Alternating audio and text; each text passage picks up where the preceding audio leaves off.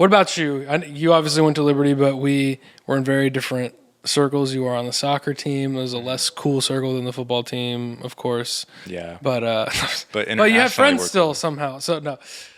So Dang. no, Roast me. no. But no, tell me about kind of some of the influences in your life. Even, you talk about going to college, moving out to San Diego. You had to make totally new friends. And Yeah. how was that influence? You were Well, from Turning Point? I actually just thought of this, but even though we went to the same college, we didn't go to the same high school, middle Yeah. school, or elementary school. And All true. unlike you, I didn't go to a Christian school. Okay. So I had, like, that was different for me because I went to a public school most of my life.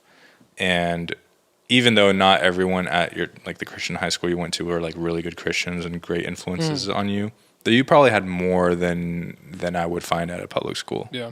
Just kind of assuming that. That's fair. So yeah, it was always interesting. I mean, I was always involved with sports, so I naturally just kind of gravitated towards the guys that played soccer and my teammates and people that had similar interests that I did.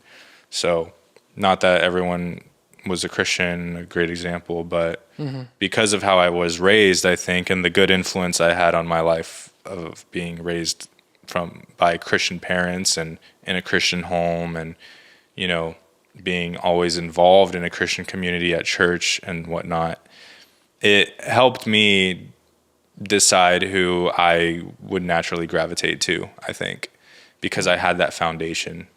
Yeah. So I think that's super important. That can be saved for a whole nother conversation, Yeah. obviously, like the importance of raising your kids in that.